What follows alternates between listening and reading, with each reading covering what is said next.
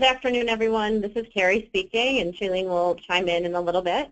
As Jill said, we're both from Ability Beyond, and we're just an example of an agency that closed their sheltered workshop, as Jill said, many, many years ago. We are not experts by any means, but we'd like to share our tools and share our experience with you guys so that there is hope that you can use some of the tools and use them in your transformation, because we know it's a huge undertaking, a huge initiative, a huge project. It's scary, it's not easy, so we just want to be there to be able to help you through the process. As we've said in a past presentation, our slides are lengthy, but they're lengthy on purpose because we want you to be able to use this as a tool. So after the webinar is over, that you could take this information and share it with your management team or share it with your board or whomever you feel necessary. We talk a little bit fast, but we'll try to slow it down, and we're going to talk for about 45 minutes or so, and then be able to answer the questions that you might have at the end of the presentation. And we also want to let you know that we will be jumping between PowerPoint and some of the tools that we have, so bear with us with our technology lack of expertise. So who are we? We're Ability Beyond, like we mentioned, and our mission is very simple. We celebrate the ability in all people. We've been around since 1953. We are in Connecticut and in New York, and we've been expanding in both states through, I would say, the past decade in our employment services and the residential services that we offer. And who were we back then? Our workshop was our largest funded program. We served 189 individuals and people with all different types of disabilities. Nobody was forcing us to close our workshop. It was something that we decided voluntarily that we wanted to do. We knew it was kind of the way of the future. We were predicting what was yet to come, and we knew it was the right thing to do. So we had a goal of being able to close our workshop pretty quickly, but it did take us nearly 3 years to complete and close our workshop. So don't, get frustrated if you have a goal of 6 months and it takes you 2 years. The point is that you need to get it done, and I know in New York we have a timeline that where we have to get it done, but don't stop. Don't lose momentum. Keep going. Get a plan in place, and just keep working hard to make it happen. So again, we started in 2002, and we completed it in 2005. Throughout the process, we closed our name. We used to be Daytar Rehabilitation Institute, and Daytar was an acronym for what we no longer stood for. So through this process, which we actually recommend to other organizations, if you've been pondering whether you wanted to change your name at any time, it maybe no longer stands for who you are, this is a good time to do it as you're closing your workshop. And as we mentioned in our last presentation, we followed a very well thought out, detailed process that GE shared with us called the Change Acceleration Process for closing our sheltered workshop, which if you need more information on that, we'd be happy to give to you. We just want to reiterate that it is very important to have a mission for your project. It is important for everyone across your organization to be on the same page.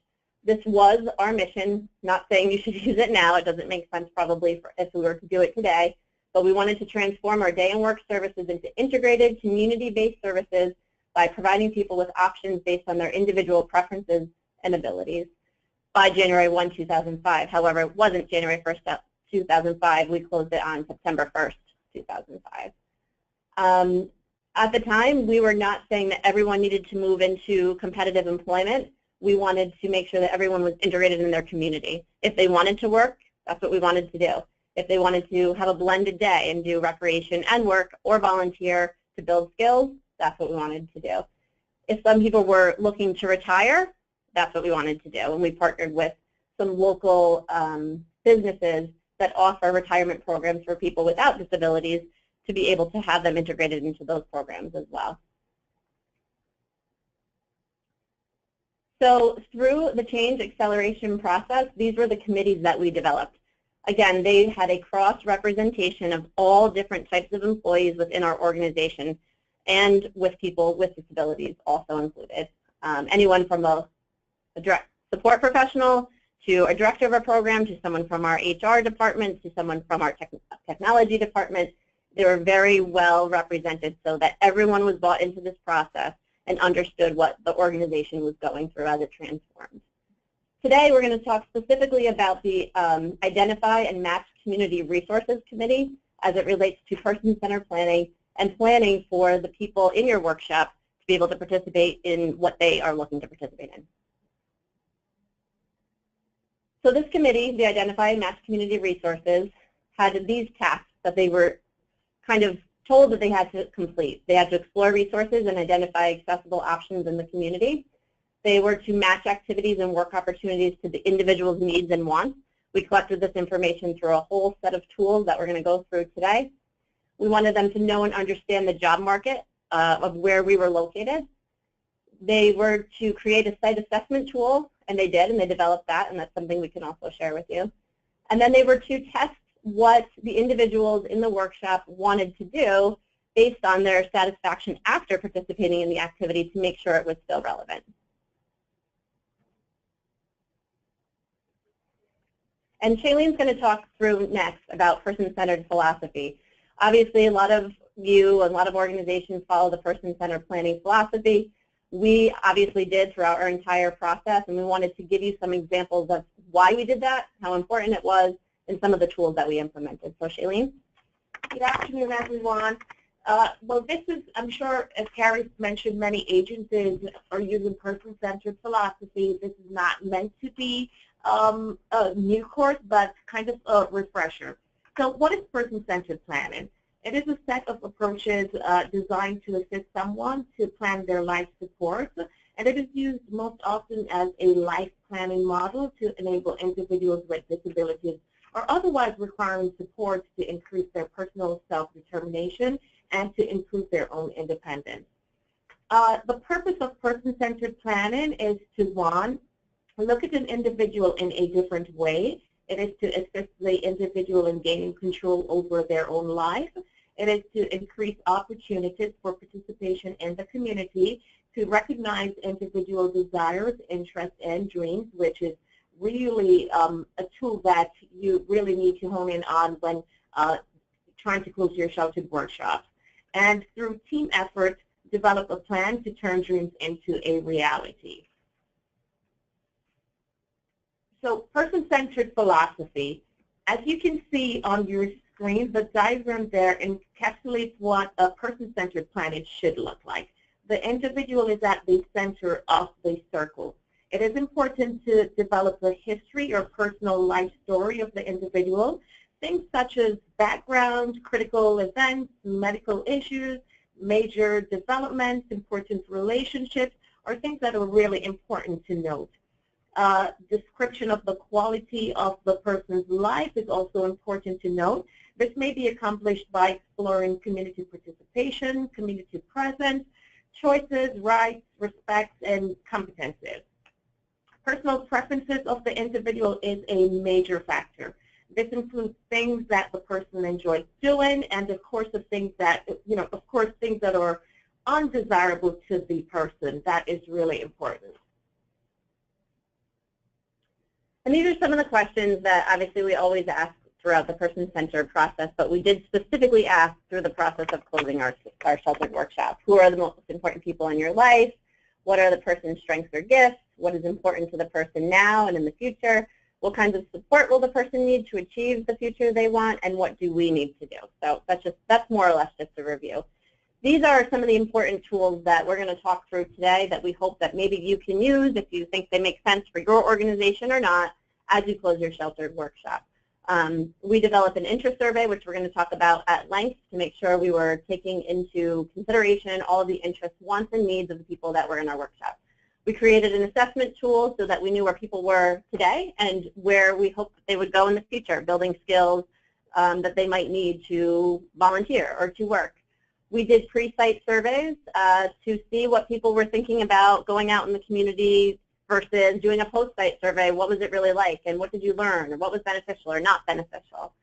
At team meetings, we still today have on our agenda community integration as a topic, so that whether people are in their day halves now or Without Walls programs, we get everyone together on a monthly basis to be able to talk through the things that they've participated in, what they've liked, and what we should continue building in the future. We created an elevator speech. We did that for all of our stakeholders, but we, of course, had one also for the people that we served. And we created this as a one-page document that staff could review with the people in the workshop, or that they could take home and they could share with their families.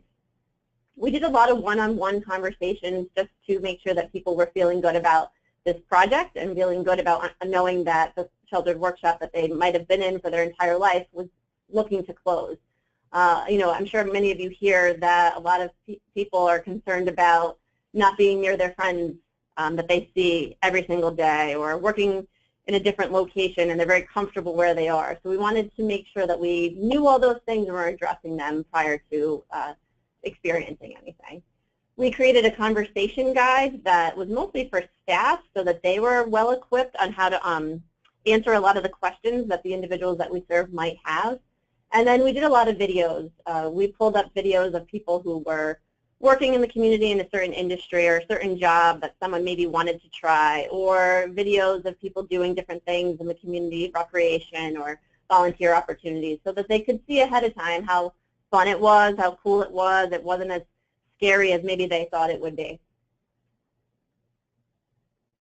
And now one of the most important tools we'll discuss is the assessment tool, and we just ask you to bear with us. We are not as technologically inclined as we would like to be, so we'll be navigating from screen to screen here.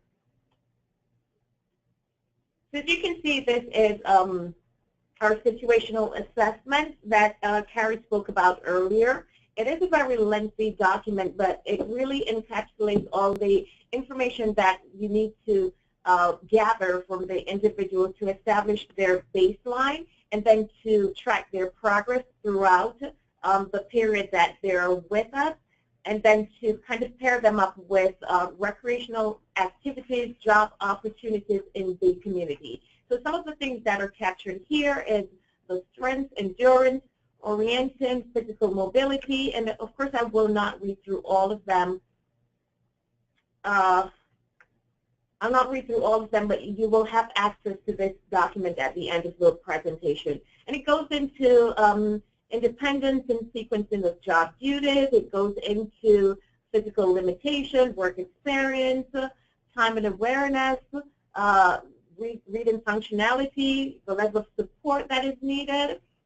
And what we do is we administer this when somebody starts the program, and then they go through, they have the opportunity to go through internships.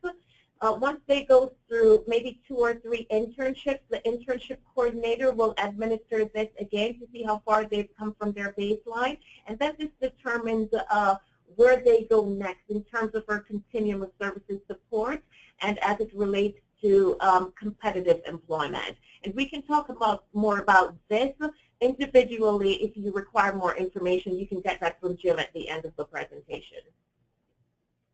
We're going to go back to the PowerPoint right now. Please forgive us. As we said before, we are not very technologically inclined, but just bear with us. So the assessment we do now, but when we started to close our sheltered workshop back in 2003, we did not do the assessment. That wasn't the first step. Now it is the first step to do an assessment and then to do an interest survey. But again, back then we started just initially with our interest survey that we're going to show you right now. We created this tool. It is also on our resource page. So if you go to abilitybeyond.org, we just redid our website, you will see a box that says resource pages. We have 2, one on technology and one on closing a sheltered workshop. If you click on closing a sheltered workshop, you can find this document, but you also have it because Nicole has sent it to you, or has it there for you to all view. But this is a very basic form. It's we put it in kind of paper format here, but we have it in our electronic consumer record, and our electronic consumer record was able to compute data that showed us that, you know, maybe 15 people wanted to do something in the sports realm, and 15 other people wanted to do something to work in retail, and people really didn't want to try this activity or whatever. And we wanted to make sure that we took all of those things into consideration, that we took everyone's interests, their skills, their fears into consideration when going out to find the different recreation, volunteer, and work opportunities that people could participate in. So again, this goes through work, which is what you see on your screen right now, leisure, different types of things that we wanted to assess, just to get the real data that we needed before developing some sites. We also, as we spoke of, did a pre-survey. It's very important. Again, we just wanted to make sure that we had the utmost buy-in from all of our stakeholders at any given time throughout this process. And the more we could communicate and the more we could ask questions, the better it was for all of our stakeholders. So we did a pre-survey. We're not going to go through that today, but we can give that to you if it's something that you think makes sense for your organization. But just to start having more discussion. When you're in the workshop, sitting down in smaller groups and taking time out from work and being able to talk through, okay, this is where we are today. This is what we might be doing a month from now or 6 months from now. Or even like a day or two before you go out on an activity saying, we're going to do this little task. We're going to talk through what we're doing tomorrow. We want to make sure you guys are clear on what we're doing, again, how cool it's going to be, how fun it's going to be, and we're going to talk afterwards, and we're going to determine if it was something you enjoyed or not. So we just feel like being prepared is half the victory. So we also developed a post-site survey. Again, we want to make sure that at the end of every activity that we offer, that people were enjoying it, or if they weren't, why weren't they? If it was, that they always said they wanted to be a pilot, but after touring an airport, they realized, no thanks, I don't want to be a pilot. So we, as you can see on this page, and it's also on our resource page, we did this post-site survey just to be able to collect that information so we knew going forward if there were activities or work opportunities that weren't panning out, that we didn't continue them, or if they realized by participating in one thing or another that there was something else they wanted to try, that we can continue to try to develop more and more. And we had the staff do this so that we could also understand some of the questions you see here right now, like accessibility. Were the bathrooms as accessible as we thought they were going to be? Was there parking readily available? Was the community welcoming? Was there a manager at that specific place where that was fantastic and maybe through talking with him or her wanted to hire more people? Or was it the complete opposite and it was just not a place that we wanted to continue having people go to? So we just felt like, again, the more you can be planful, the more you can communicate, the better off you are. This is just an example of the monthly meeting minutes I spoke of earlier. Once a month, as I mentioned, we get our WOW groups, our DayHab groups, whomever, in smaller groups to come to have a meeting with our staff. We talk through various topics at every meeting, but community integration is always a topic. We want to make sure that people are happy with what they are participating in.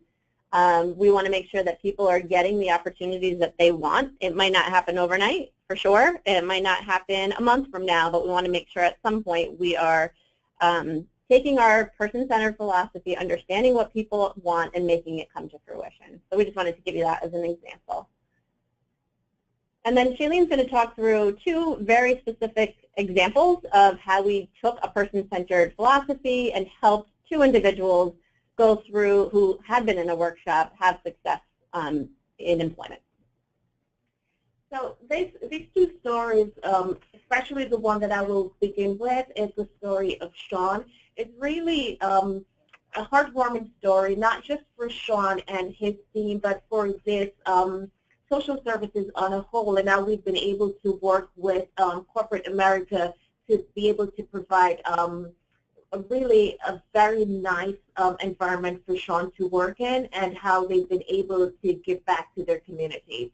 So Sean previously participated in a blended day program through Ability Beyond. The blended day program was funded by OPWDD. Maybe many of you were able to access that contract as well. During that contract, Sean was employed to Con Edison, and he worked with a job coach. However, the blended day contract was discontinued by OPWDD on January 1st, 2014. So the funding for on-site coaching supports were discontinued. The team met with Sean, who stated that he wanted to maintain his job at Con Edison, obviously, but then he began to worry because the contract was going away and he wouldn't be able to have his job coach there to support him. So Sean and the team met with Con Edison, and we presented the issue, and we explained the problem of the funding and how it would affect Sean not being able to receive the support that he needed to be successful on the job. We went back to the table after that meeting, and then we went for a couple of meetings, maybe 4 or 5, to just discuss different options. What we did was we administered a task analysis to Sean, and then we provided the report to Connedison to determine staffing requirements. And we could go back to that assessment form that we showed you earlier, which we used as well. Sean and the team presented a proposal to Connedison to provide funding for coaching support. So in other words, we wanted Connedison to pay for the support that Sean would be receiving. And in fact, they valued him enough to be able to entertain that conversation. So Connedison and Ability Beyond signed a contract to fund ongoing staffing supports for Sean, which is really in this day and age unheard of. So kudos to them for that. And they really worked with us on doing that. And Sean was involved in every planning stage, every meeting. He had his opportunity to advocate for himself with the team support. Sean is currently still at Connedison. He's well integrated into the community. He's treated as a typical employee there. And in fact, last year he was nominated during the National Disability Employment Awareness Month for doing excellent work there. So this is Sean at work. And with his permission, I'll share with you some of his job tasks. This is not obviously not everything that he does, but when he started out checking the conference rooms. He would clean the marker boards. He tidied up each supply room, and he would fill the printers and fax machines with paper. As it went by, the staff became more reliant upon him because he was really doing a good job. So he started putting supplies away, and then he started doing inventory. So he picks up the packages, he delivers them, and he keeps a tally of what is in need of, what they need to order, what they need more supplies of. He picks up the mail and he delivers those. And he also more recently started doing the coffee supply inventory. This is Sean at work with one of his supervisors. As you can see, he is treated as a typical employee. He wanted us to put this slide in because this was a very special day for him, his birthday, and like everybody else, they had a breakfast bagel birthday for him, and he was very proud of that. The next individual that I'd like to talk about is Philip. So Philip came to Ability Beyond in April 2012 from a sheltered workshop setting. He lived with us residentially, and he decided that he wanted to do something different. So the team met with Philip, and he decided to transfer to our Without Walls program. When he transferred, of course, we administered the task analysis, the situational assessment, and established his baseline. He began participating in several internships. Through that discovery process, we realized that Philip was very, very interested in information and technology, and he's probably better than us right now in the way we're navigating the screen here. So he did an internship in our IT department. He then did an internship with Pepsi. And then he started doing technology classes in our Without Walls program. He joined what we call our TIP Squad. It's Technology Innovation for People Served, and that was put together by our senior leader of technology here at Ability, who works with the individuals we serve to find mainstream technology that would be beneficial for the people we serve as well. He has presented at many seminars, including our open house in Chapel last year. He's presented at NYSACRA, at IAC. He's currently working at Ability with our site-based programs, and what he does is he goes into the site-based programs. He interviews the people we serve. He finds out technology that would be beneficial, mainstream technology that would be beneficial for them, and then he brings back that information to our senior leader in technology, and then they research it. They'll purchase those items if they think that it would be beneficial, and then he would go back into the program areas and he would work with the people we serve to learn how to use them. Philip also, on a side note, he appeared in the Yonkers Journal News speaking about technology, and he wanted absolutely everyone to know that. He's very proud of that. Here is Philip with one of his workers, and this is his daily routine at Ability Beyond. He is a typical employee there when he is in this role. Now, on the days when he's not doing the tip squad work, he participates in other activities. Here's an example of one of our individual's activities calendar.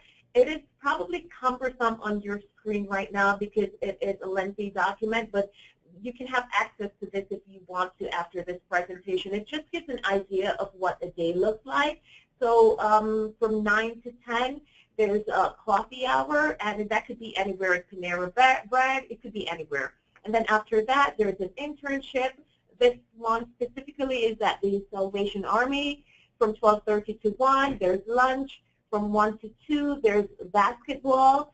At the rec center from 2 to 3, it's the end of the day review. And this always changes. So there are different activities. We have maybe about 13 to 14 internships that people are able to access and participate in. Those internships, they happen in rotations. So in one internship, which lasts for 3 months, each month the person has the opportunity to access a different task. That way the person working with that individual who is our internship coordinator is able to observe that person doing the task, and then at the end of the internship they'll talk about it and see which task they enjoyed most and which task they'd like to pursue in a competitive employment setting. So this is actually very beneficial. And the individuals that we serve are at the center of creating these calendar of activities. They say what they'd like to do, they bring it to the table, it is discussed, and with staff help, it gets on the calendar and they're able to access that. So just to recap, we now, as we talked about, start with assessment, moving into our consumer interest survey. We then develop the opportunities, whether they're volunteer work, internships, or recreation. We do the pre-survey. We have people try out the activities. We do our post-surveys.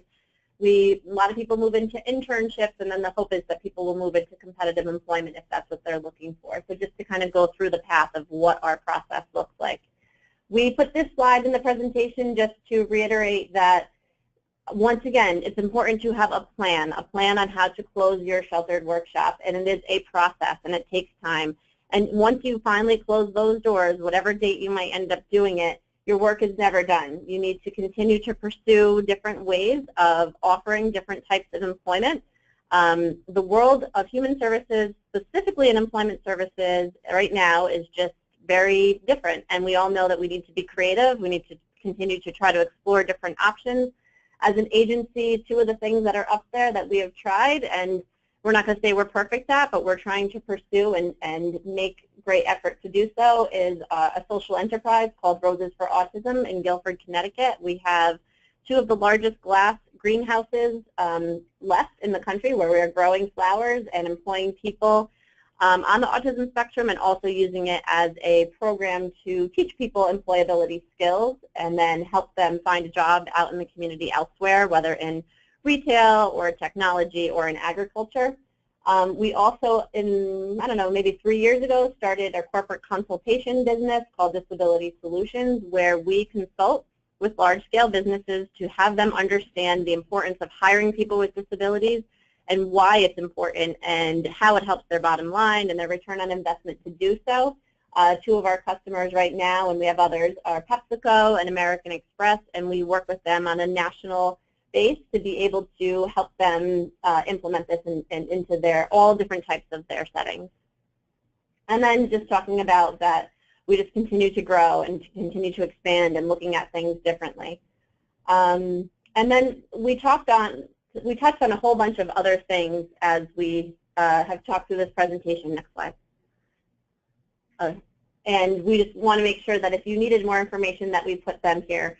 There's obviously our website, Roses for Autism or Disability Solutions, and if you want more assistance from us, you can contact Jill to do so. So with that said, that concludes our actual presentation. We know there's a lot of questions, and we hope there's a lot of questions, and we want to help you walk through those. So we will open up the phone to be able to do that. If you guys want, I can open up the lines, the microphones, but at the moment I don't have any typed questions or anything like that. So for anybody who's on the attendees list, who's joined us, you can raise your hand and we can specifically unmute your microphone. Or I can just go click through and see if anybody wants to chime in. So I'll go ahead and try that. Let's see what happens, right, girls? Right. Let's see.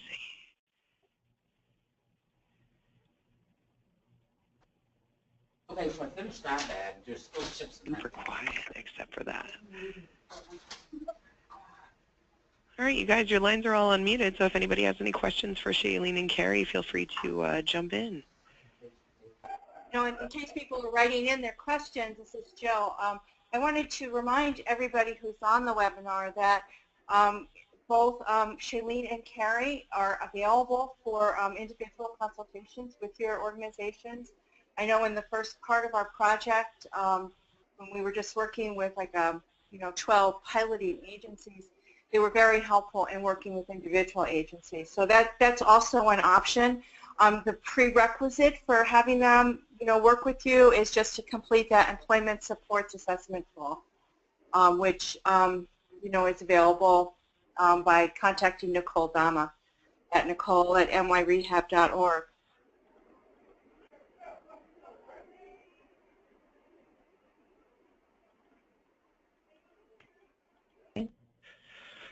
Well, I still don't have any questions, just so you know. Okay. So, all right. But, I do have a question. For those people who retired and they went to, I think, you're working with an organization, I think it's called Almost Home. How are they doing, 10 years later? They're doing fantastic. Yeah, that has been probably one of our best programs that we have been able to develop. When we approached Almost Home, you're accurate, that's the name of the agency, and said this was something that we wanted to do, they were definitely hesitant about integrating people with disabilities with people without disabilities. And now here we are 12 years later, and they couldn't be happier, and we continue to do this work. And we've actually have more and more people that, we have a waiting list of people that want to be served at Almost Home. And that's kind of the nature of, we're seeing a lot of our population aging and choosing to retire and not ready to not do anything. They want to be active. So instead of being at home, they go to Almost Home and participate in all the activities that they offer. But it continues to be quite successful. What kinds of activities do they do there? They do, so it's a adult daycare type setting, so they'll start with a morning meeting, they have exercise, they do a hot lunch, they do go out in the community, some people, not everybody, but some people go out in the community to participate in different activities. They bring in a lot of presentations or speakers or entertainment. They do bingo, they do an afternoon meeting. They want to make sure that they're keeping everybody fresh and entertained and knowing what the weather is and current events. And, it's like a kind of like a standard adult daycare program. Ask a question.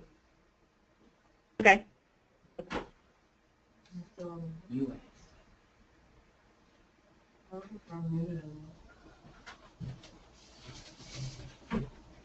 I don't know. You know how they fund that. Sorry, we didn't hear that. Are we off mute? Okay, so Yes, the Angela, go ahead. question is, how do you fund that program? I'm sorry, how do I fund the retirement program? Is that the question? Correct. So we work with, that's a Connecticut program that we have right now.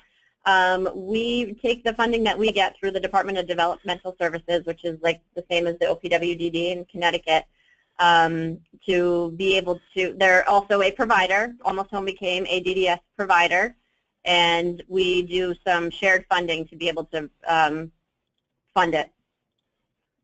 So the funding we receive from our state funding sources, I guess is the simple answer. So I think the question is, are you able to fund that through HCBS waiver? Yeah, that's a question. Is that something you could do, is that something you could do in New York? That is something that you could potentially do in New York, especially if you have the code for community pre-vote. And that's something that you could speak specifically to OPWDD, your local DDRO, to be able to do. But yes, you could fund that through the HCBS waiver. Okay. Thank you. Thank you.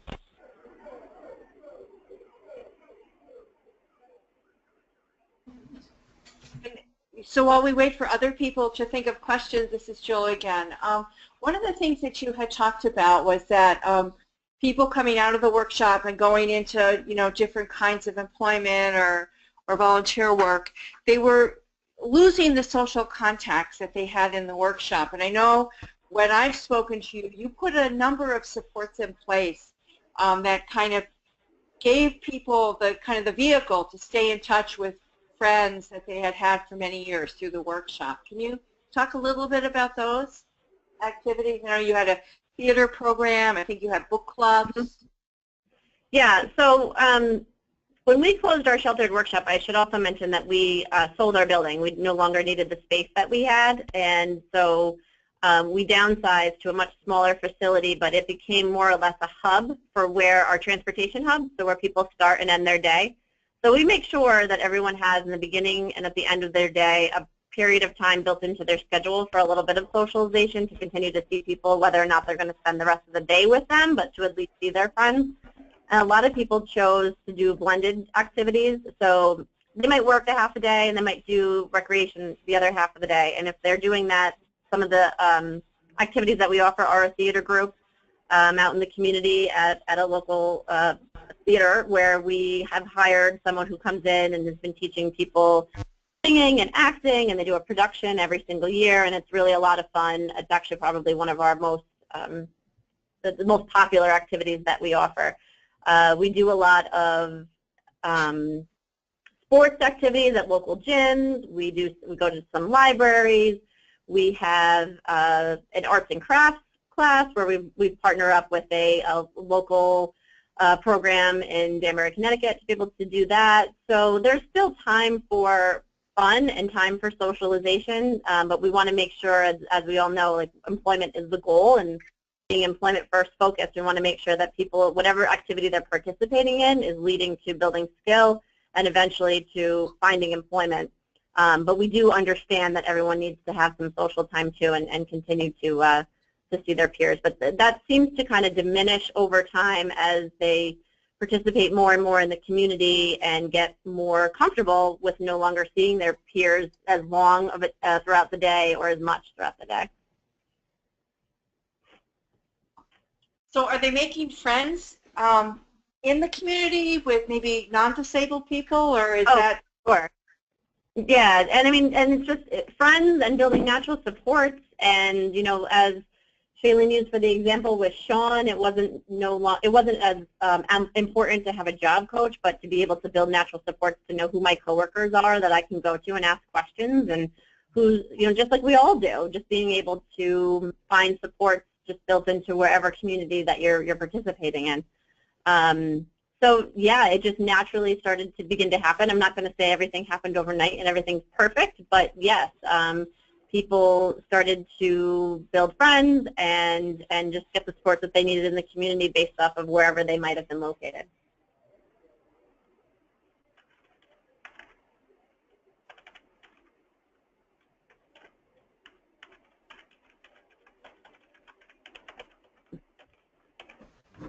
I have one more question. Okay. All right, so regarding, to go backwards with the, basically the aging out individuals who want to retire, you stated that you need to have the community pre-vote services with your agency in order to have that program? Is that right? Could you repeat the question, Joe? Okay. the question is you stated before that in order to have basically the My Second Home or almost home, you stated that we need to have a community pre-vote program in the agency, which we do have. But what's the correlation between the two? Well, OPWDD will fund that if the program is happening in the community and the people are developing skills that will ultimately result in competitive They have employment. enough for this, they want it, for retirement. I think she's asking for the correlation for the funding. No, I think she's asking how you're funding, the supports for people who go into Almost Home. And I think it's an excellent question because, personally, like in my other job roles, I've tried to get individuals into, integrated retirement programs that are county sponsored. And the challenge has been working around their Medicaid funding. So we're curious to know how you're able to do it if you're using Medicaid to support them. Well, I don't know if you know, or maybe if you could get back to us on that, because that might be something that we could advocate with OPWDD to get into their waiver if it's not already there, or maybe there's something in the waiver right now that we could be using. Right, I misunderstood your question. I'm sorry. Yes, for the retirement program, I don't think that you'd be able to use the community pre-vote dollars. I'm not sure if there's something in the waiver to be able to fund that right now, but that's a good point, and we could reach out and do some research on that because absolutely, if it's not in the waiver, I know that there are a lot of waiver codes for people who are transitioning, for people who are currently in sheltered workshops, going to other settings, but in terms of retirement, I'm not particularly sure about that. So yes, that is a very good point that we could research, and if it's not, maybe it is a good suggestion, as you mentioned, Joe. And we can model it off of Connecticut, because Connecticut does have a code for it. So I mean, maybe it is a discussion, a larger discussion that we could bring to the table to show how other states have done it. That would be great. A lot of times when I did work for OPWDD, we were working on the waiver before the one that's in place now. We would call other states to say, gee, this is what we want to do. We know you're doing it. How did you get it into your waiver? What mechanism did you use? So that would be an interesting discussion. Because I think, and Angela, I don't know what agency you're from, but I know there are a lot of people in the workshops in New York State who they've been in them 30 years. They're really not at a stage in life where they want to start a new career. They're more looking to wind down, looking to continue to be active, but not necessarily to be working or learning new work skills. Yeah, correct. We're from the Keon Center. We still have a workshop.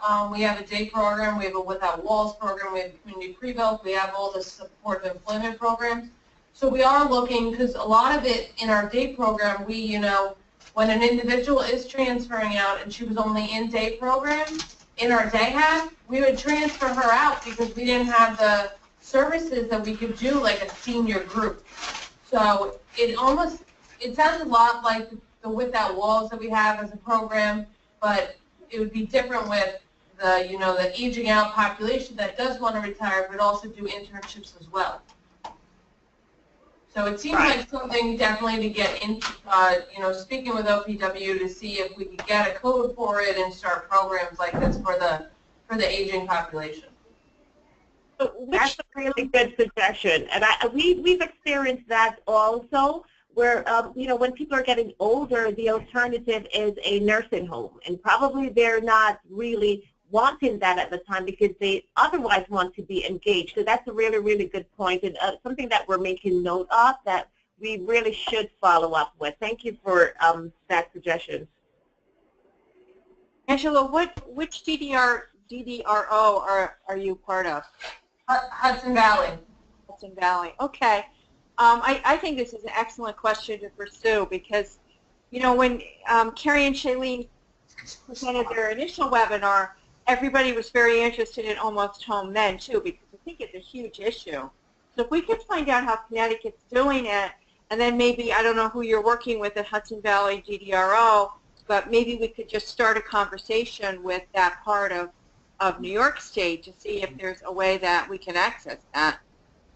And, you know, that's certainly something that, you know, as part of our project, we can make recommendations to OPWDD if it's something that, you know, providers are finding is a real stumbling block, a challenge for them. We have noticed that it is a trend that for businesses like an Almost Home for themselves to become a provider. We have seen that in Connecticut. So they actually become a IDD provider. Yeah, they do.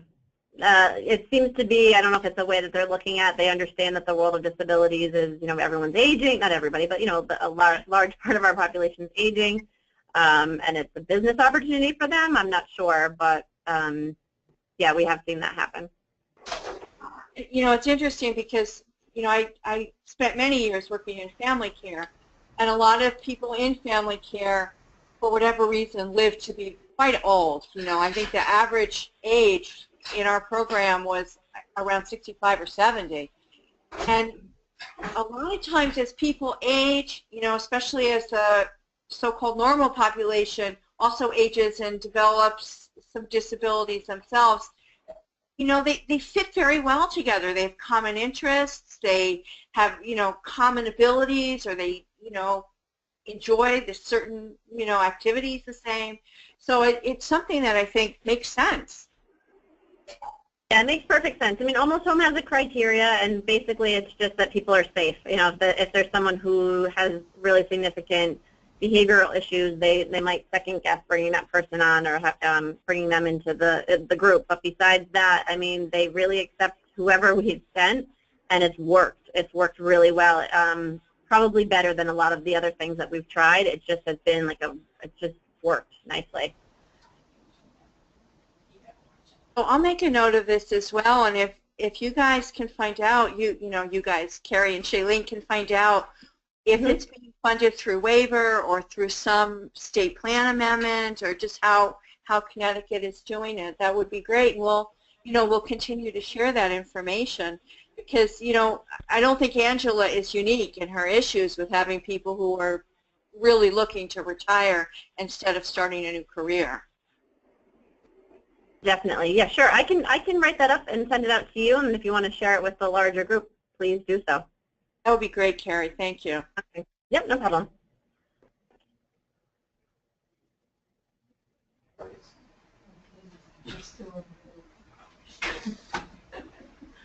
Short.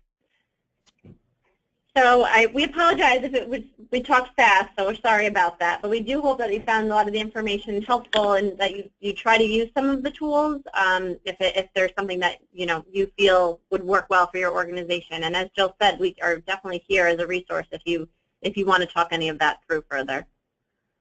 And you're going to be also providing a third webinar in the series, and that'll be towards the end of October. We'll be posting that date. You know, in our regular mailings, and maybe you could just, you know, since we do have a little bit of extra time, we could just talk a little bit about what that webinar is going to be about. I know somebody else from Ability Beyond will be presenting. Yeah, so that's just looking at all the different techniques that we used in job development and making sure that our staff were really well equipped on how to job develop. And when I say staff, I mean really everyone across the organization. We wanted to make sure that even if you were a direct support professional and you're out in the community and you were meeting with someone that you know, just a place that you shop or a place where you get your hair cut or wherever, that you had the tools and techniques to know how to make that into a second meeting, and then how to make it into a third meeting, and then hopefully into an opportunity or a job for someone with a disability. So it's looking at the IPS model that's typically used in the mental health world called 3 Cups of Tea. It's a pretty lengthy training, 3 Cups of Tea, but we're going to kind of pare it down to what are the most important things that you need to know or your organization needs to know as you continue on this journey to start developing some employment opportunities. Oh, employment and, I should say, volunteer or recreation activities.